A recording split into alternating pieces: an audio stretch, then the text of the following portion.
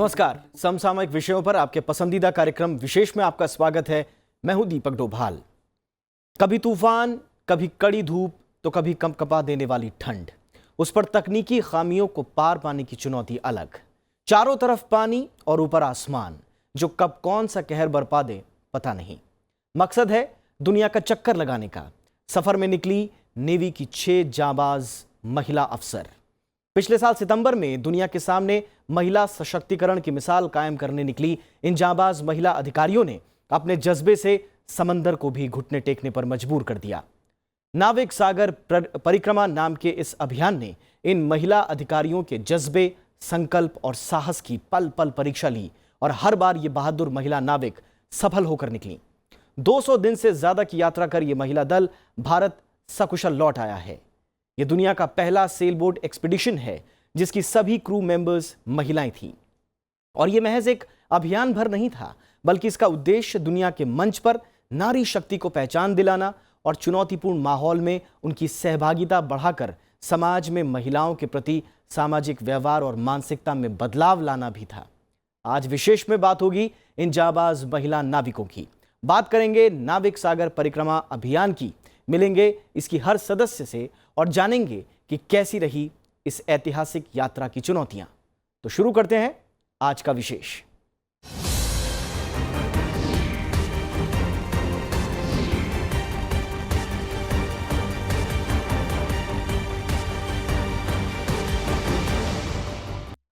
तो आईएनएसवी तारिणी 8 महीने की अपनी विश्व परिक्रमा कर भारत लौट आई है। इस 17 मीटर लंबी नौका के चालक दल की तमाम सदस्य महिलाएं हैं। समुद्र की ऊंची लहरों को पार कर यह दल दुनिया की परिक्रमा करके लौटा है और वो बेहद साहसिक माना जा रहा है। और यह अपनी तरह का देश और दुनिया का पहला अभियान भी है।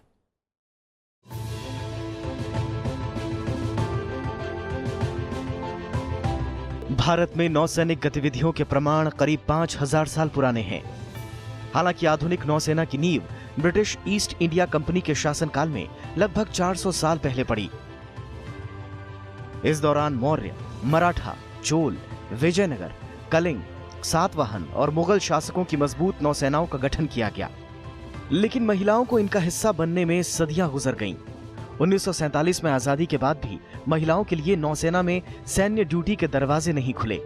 1992 तक महिलाओं को केवल सशस्त्र सेना मेडिकल कोर में ही भर्ती किया जाता था। 1992 में नौसेना ने महिलाओं को नौसेना की कुछ चुनी हुई शाखाओं में अल्पकालिक कमीशन अफसर के रूप में भर्ती करना शुरू कर दिया। 1994 में महिलाओं को सैन्य जहाजों पर नियुक्ति मिलने लगी।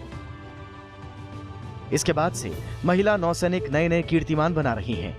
हाल ही में आईएनएसवी तारिणी विश्व परिक्रमा करके स्वदेश लौटी है। इस नौका का संचालन पूरी तरह से महिलाओं के ही हाथ में था।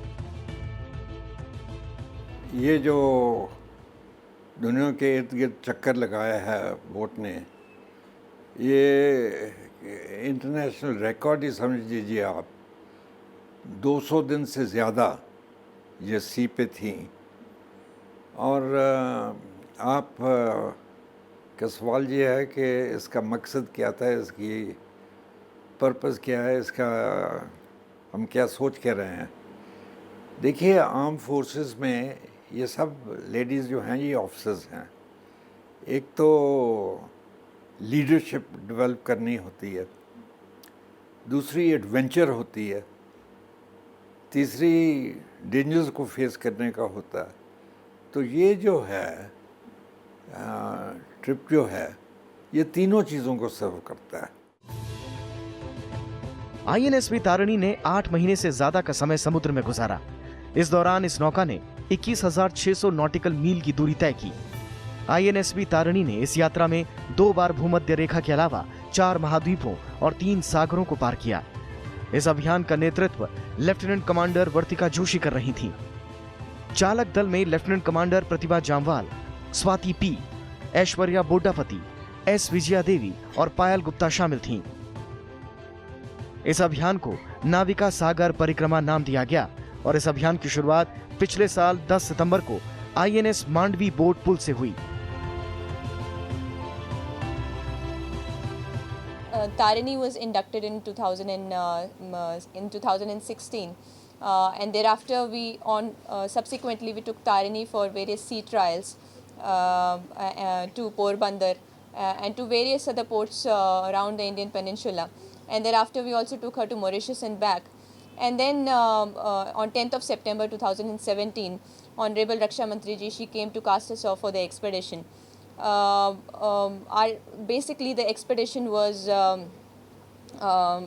divided into was meant for 4 stopovers. The first stopover was in Fremantle, Australia, which was almost a distance of almost 5,000 nautical miles of sea distance. इस अभियान की तैयारी काफी पहले से शुरू हो गई थी। नेवी के रिटायर्ड अधिकारी कैप्टन दिलीप ढोंडे के नेतृत्व में इन नौसैनिकों का प्रशिक्षण हुआ। सागर परिक्रमा से लौटी टीम तारिणी को हर तरफ से बधाइयां मिल रही हैं। प्रधानमंत्री नरेंद्र मोदी ने भी इन जांबाज महिलाओं से मुलाकात की और उनकी यात्रा से जुड़े अनुभव साझा किए। प्रधानमंत्री ने कहा कि यह सिर्फ नेवी की ही नहीं बल्कि सभी भारतीयों की उपलब्धि है। लीना शर्मा के साथ Zaigham Murtaza, Rajya Sabha TV.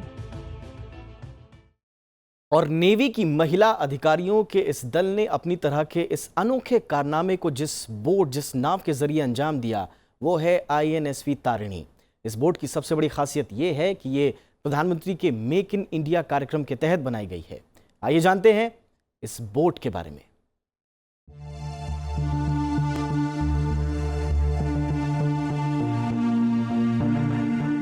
21,600 nautical miles, 3 सागर, 4 महाद्वीपों और 2 बार भूमध्य रेखा को पार करने वाले नेवी की जांबाज अधिकारियों के इस दल की खेवनहार थी ये बेहद खास बोट।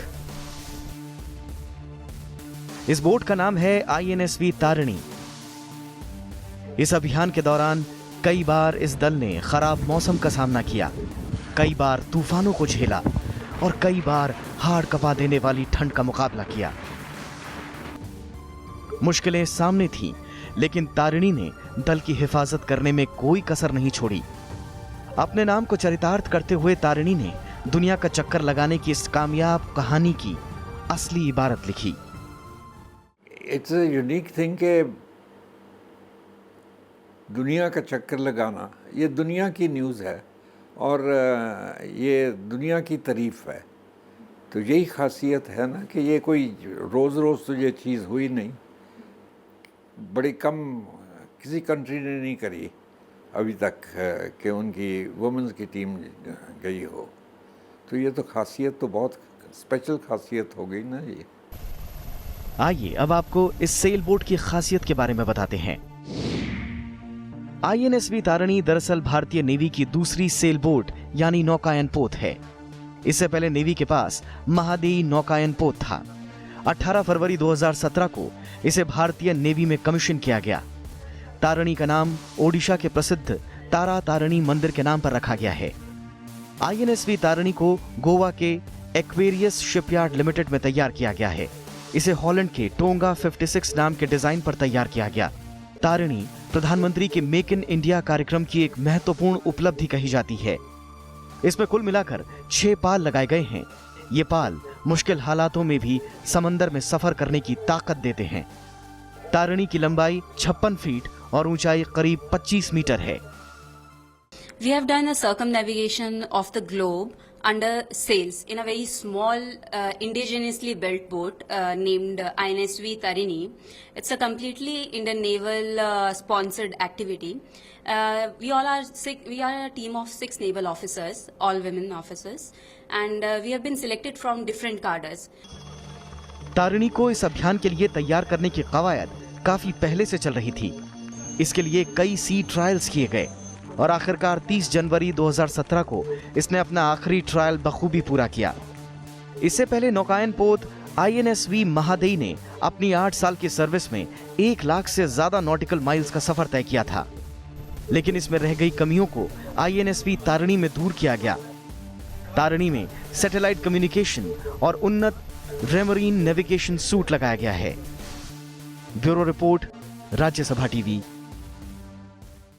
और इस अभियान को इंडियन नेवी की कुछ ऐसी महिला अधिकारियों की जरूरत थी जो न सिर्फ बहादुर हों बल्कि अलग अलग क्षमताओं वाली भी हों। इस अभियान में शामिल महिला अधिकारियों ने देश को गौरवान्वित किया है। आइए जानते हैं कौन है ये महिला अधिकारी और कौन सी अनोखी क्षमता है इनके पास।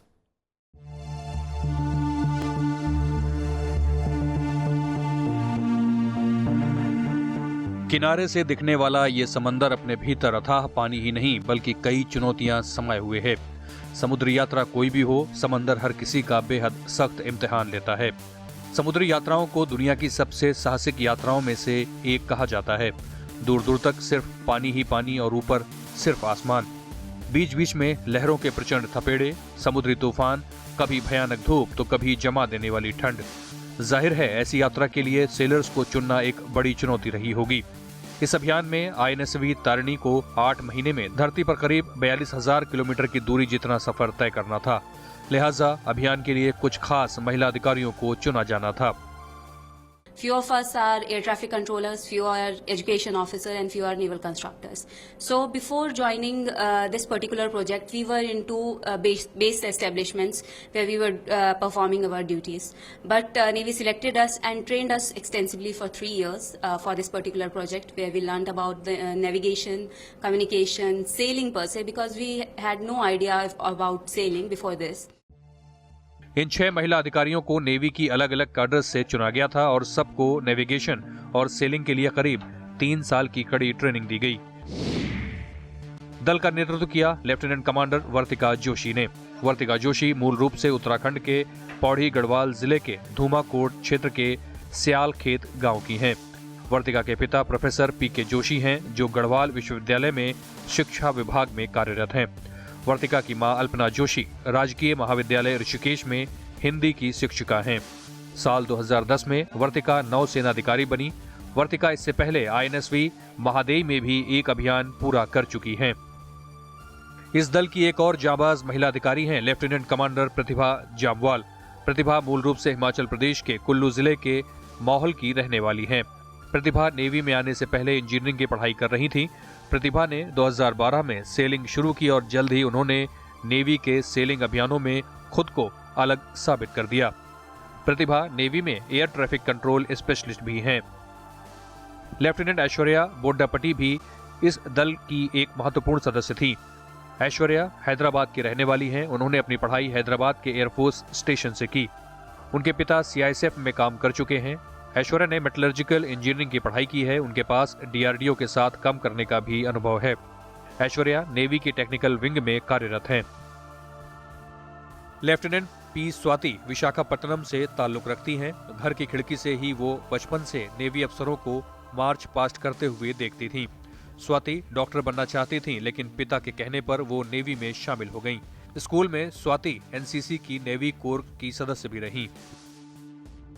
लेफ्टिनेंट S विजया देवी भी इस जाबाज दल की सदस्य थीं। विजया मणिपुर की रहने वाली हैं। उन्होंने दिल्ली विश्वविद्यालय से पोस्ट ग्रेजुएशन किया है।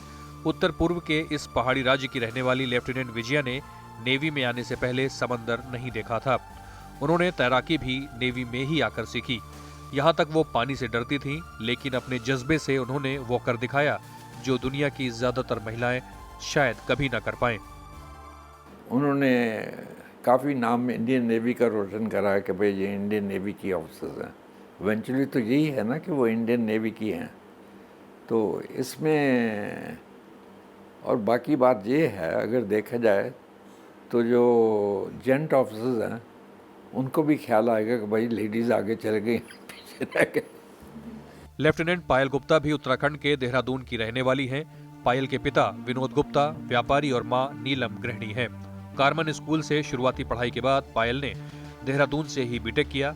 पायल आर्मी में जाना चाहती थी, लेकिन वो 5 बार SSB आउट हो गई।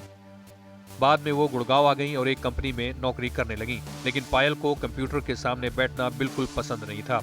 अपनी मेहनत के बूते वो 2012 में नौसेना के लिए चुन ली गईं। सबसे ज़्यादा जो इसका है एम जो है कि इसमें लीडरशिप जो है एस्टेब्लिश करना और हैविंग ए विलिंगनेस कि हम तैयार हैं कोई भी डेंजर जो हो। कोई ये नहीं कि हमको कोई टेम्पररी एक दिन की बहादुरी दिखानी है। ये तो 10 200 दिन से ज़्यादा करके, और सी पे किसी वक्त भी डेंजर डेवलप हो सकता है, मौसम ख़राब हो सकता है। तो इसमें बड़ी बहादुरी दिखाई है। इन 6 जाबाज नेवी अफसरों ने करीब 8 महीने समंदर की चुनौतियों का मिलकर मुकाबला किया। केप हॉर्न और फॉकलैंड समेत कई जगहों पर तूफानी हवाओं के थपेड़े सहने हों या सेल और स्टीयरिंग में खराबी। वर्तिका और ऐश्वर्या को तो फ्रॉस्ट ब्राइट की भी दिक्कत हो गई, तो विजया को लगातार उल्टियों की शिकायत रही। लेकिन तमाम समुद्री झंझावातों का मिलकर मुकाबला करने के बाद भारत की इन बेटियों ने पूरे देश का सिर गौरव से ऊंचा कर दिखाया। Bureau report, Rajya Sabha TV. इस यात्रा में तारिणी के चालक दल को किन किन हालातों का सामना करना पड़ा और किस मुश्किलों के बीच उन्होंने इस अभियान को पूरा किया, ये जानने के लिए हमारे संवाददाता पंचानन मिश्रा ने बात की अभियान की सदस्य रही लेफ्टिनेंट कमांडर प्रतिभा जामवाल से। लेफ्टिनेंट कमांडर प्रतिभा जामवाल हमारे साथ हैं और ये जो एक्सपीडिशन था उस पूरे के दौरान वो उस 6 सदस्यीय टीम के मेंबर रहीं। उनसे जानेंगे कि क्या उनकी दिक्कतें आई और क्या उनकी उपलब्धियां हासिल हुई। सबसे पहले many congratulations. Thank you so much.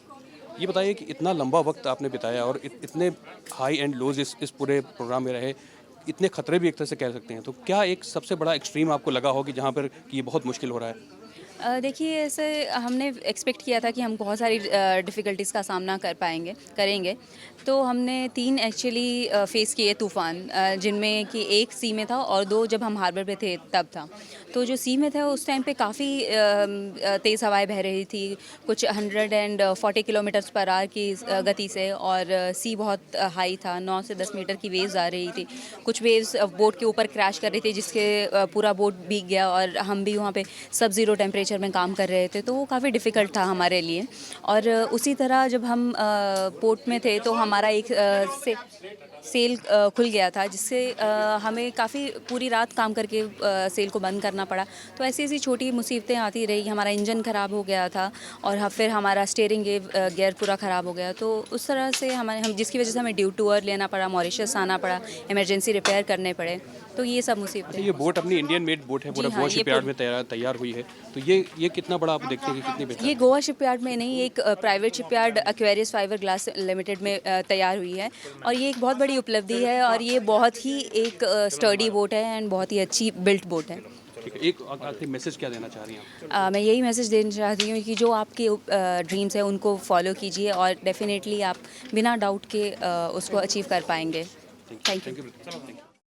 और INSV तारिणी की स्वदेश वापसी के साथ ही भारतीय नौसैनिकों के गौरवशाली इतिहास का एक और अध्याय इसमें जुड़ गया है। हालांकि INSV तारिणी की ये परिक्रमा जाबाज महिला नौसैनिकों की आखिरी यात्रा नहीं है। आने वाले समय में हमें इस तरह के और अभियान भी देखने को मिल सकते हैं।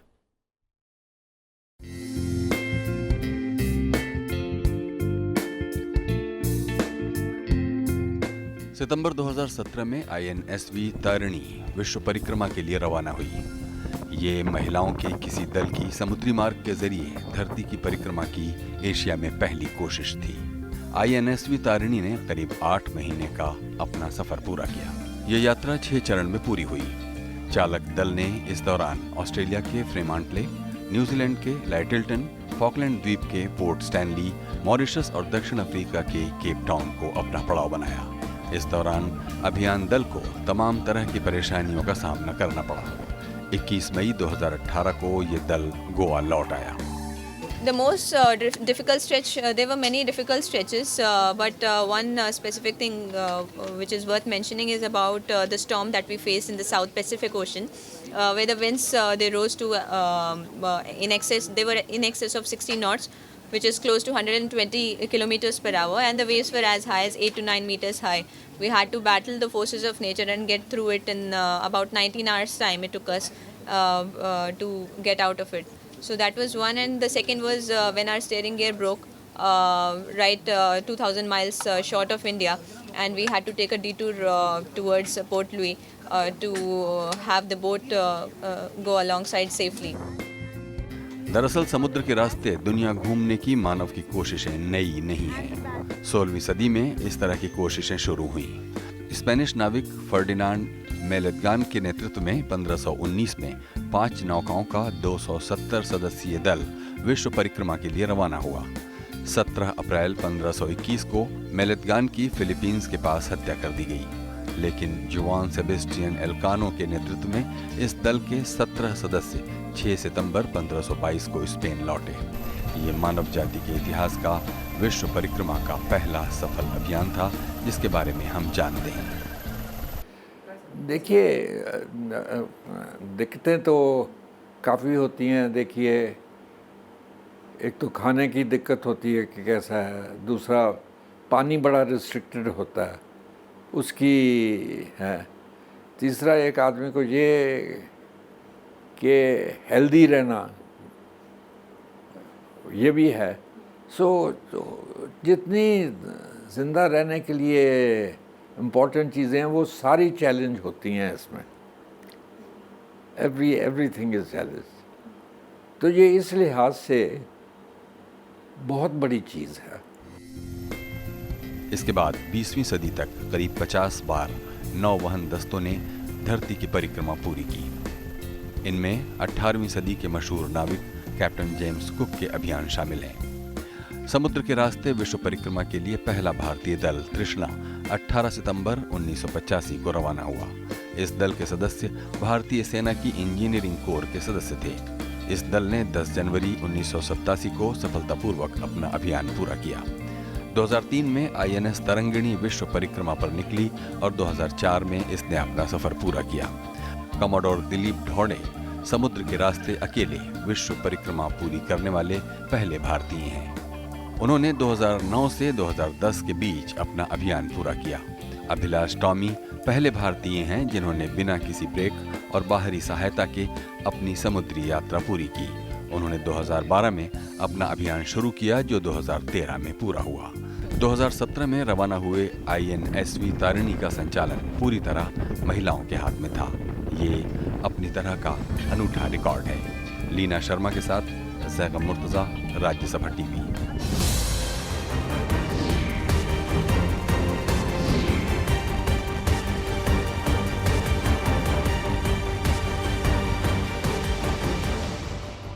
तो ये था आज का विशेष। आपको याद दिला दें कि इस कार्यक्रम को आप YouTube पर भी देख सकते हैं और वहां आप अपना फीडबैक भी देख सकते हैं। आपकी प्रतिक्रियाओं का हमें हमेशा इंतजार रहता है। नमस्कार।